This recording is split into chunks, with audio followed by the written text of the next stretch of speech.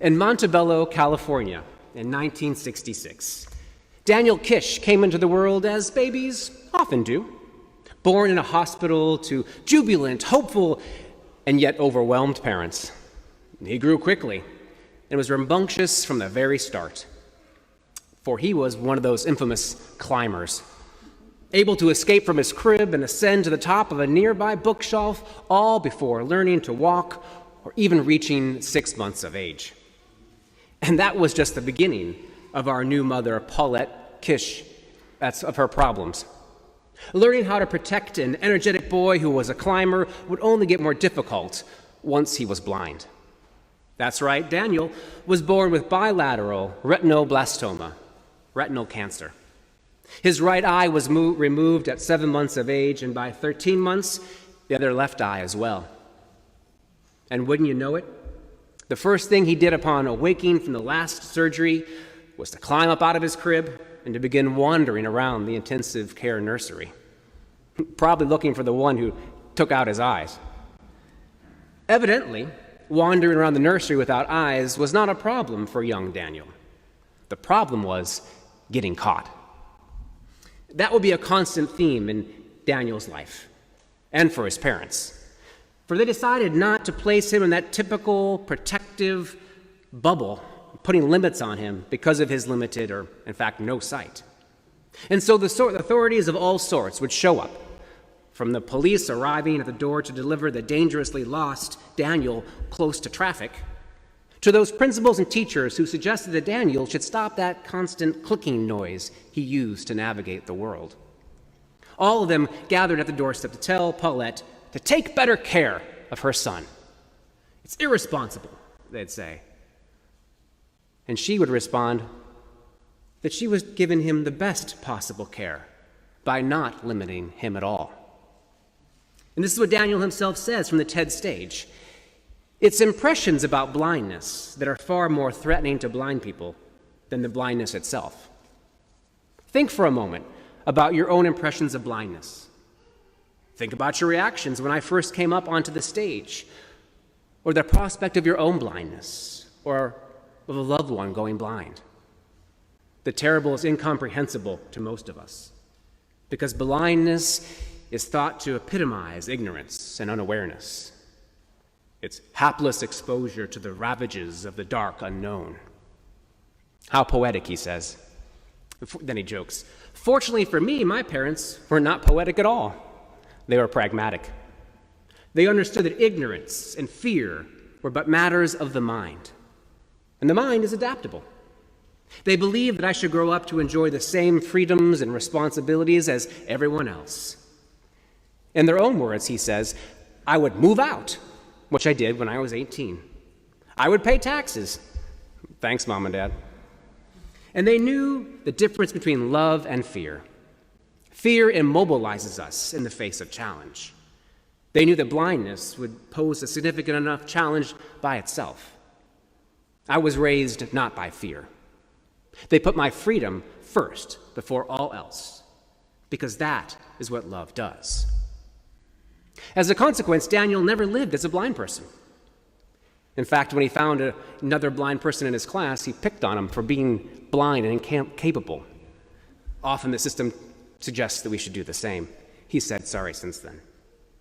And he developed a knack for using a clicking sound to create sonar images of the world around him by using these clicks, hearing how it echoed back. It's called echolocation.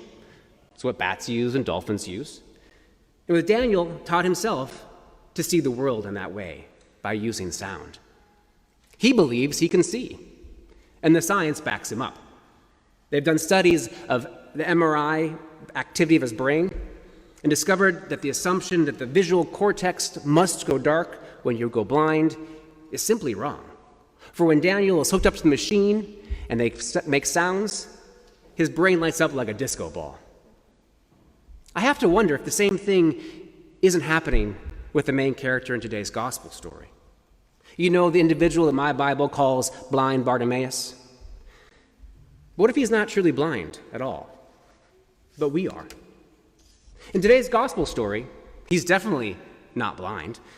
He might not have 20/20 vision, but he can see precisely what's going on.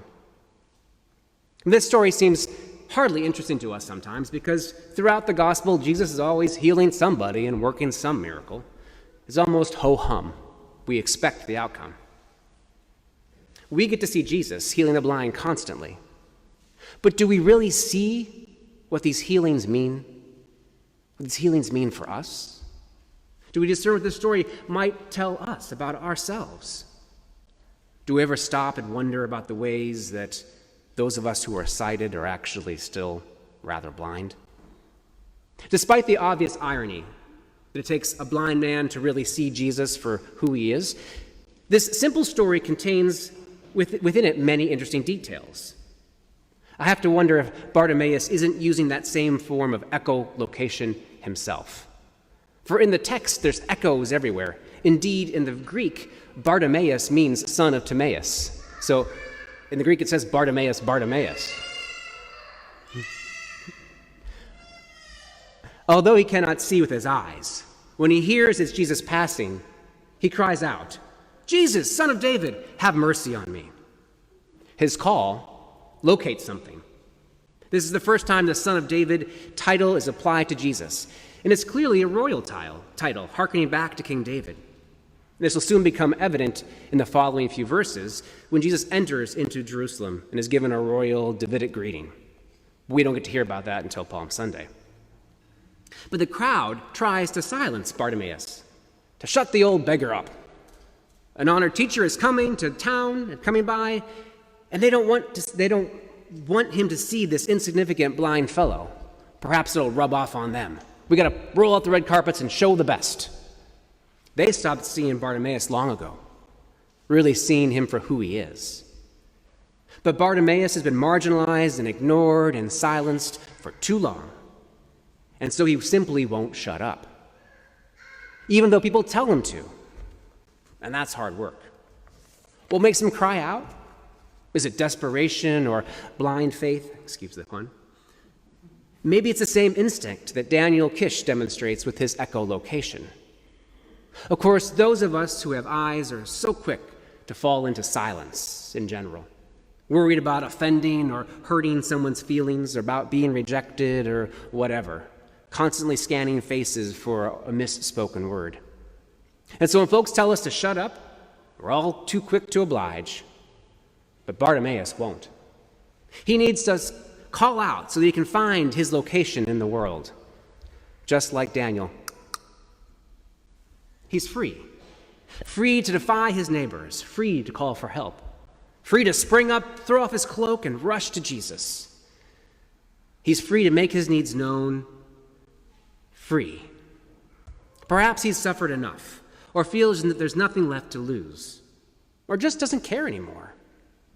Or perhaps he just senses, or really he sees, that in the presence of Jesus, all the rules change, and he's no longer blind Bartimaeus anymore, but instead just Bartimaeus, child of God. Whatever the reason, he knows that he's free, and he seizes his faith and his courage to live into that freedom. And Jesus says that's what's made him well. I think this freedom is alluring, but we often don't choose it ourselves, I fear. It's too much or too difficult. We'd rather play it safe.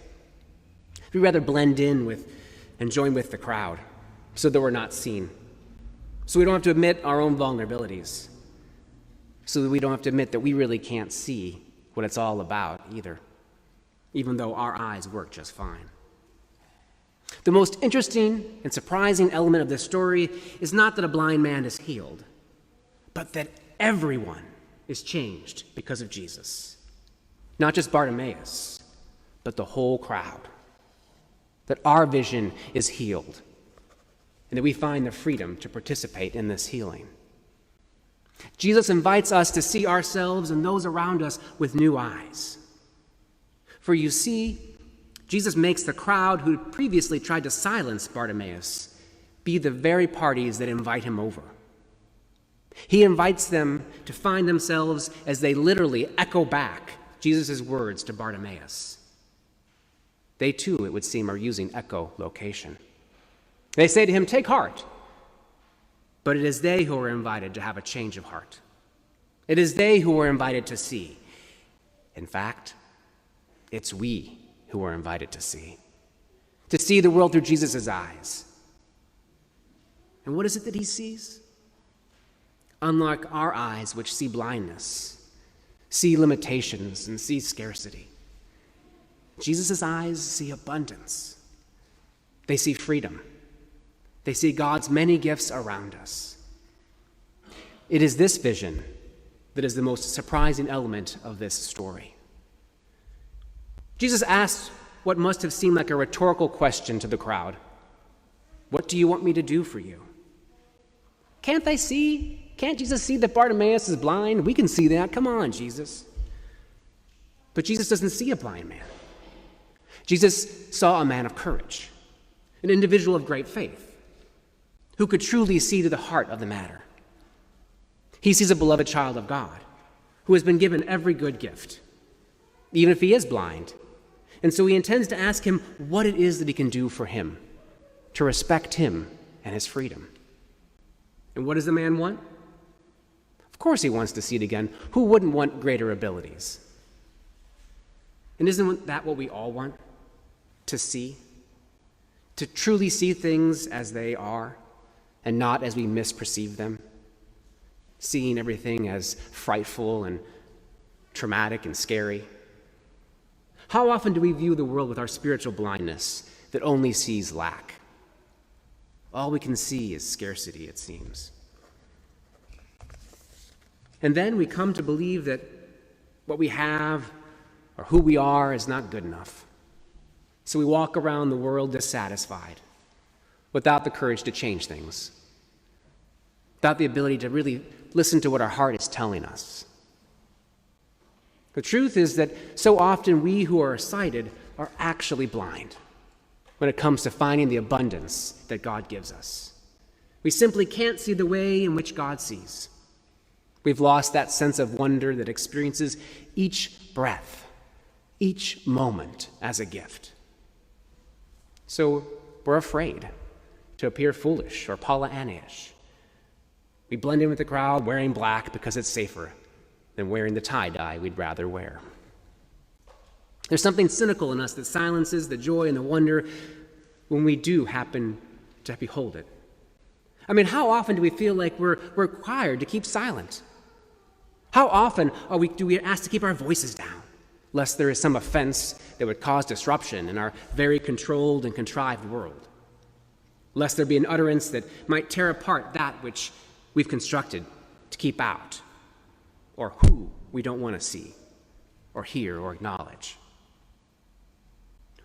How often do we silence others, convinced that their cries for mercy are not worthy of God's attention, or that God might prioritize theirs over ours?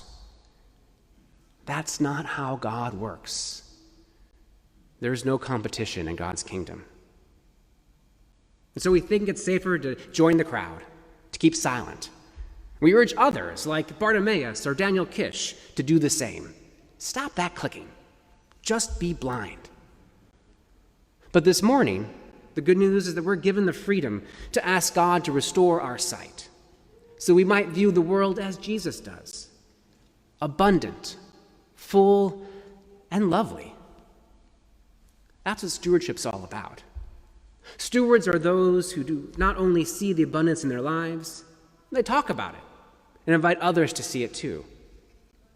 What are the good things in your life? What are the good things that you're missing because you're too distracted by the small imperfections, the things that feel like they're getting in the way of you being in control? Perhaps it's time that we relinquish our control. We're presented with freedom this morning. We can choose to be blind to the many gifts that God places in our lives. Or we can be a steward who sees the sweetness and goodness that God gives to all of us. Which will you choose? Will you stay staring into darkness? Or will you utter with Bartimaeus, "Teacher, let me see again"? As Daniel Kish concludes his TED Talk, when blind people learn to see, sighted people seem inspired to want to learn to see their way better, more clearly, with less fear, because this exemplifies the immense capacity within all of us to navigate any type of challenge, through any form of darkness, to discoveries unimagined when we are activated. Will you allow God to activate your sight this morning? And the really good news is this: no matter which you choose, God continues to see you as a whole and wonderful gift to the world, even if you choose not to be that gift for others. You see, abundance is always greater than lack. That's what the gospel is all about. We only need to open our eyes to see it. Amen.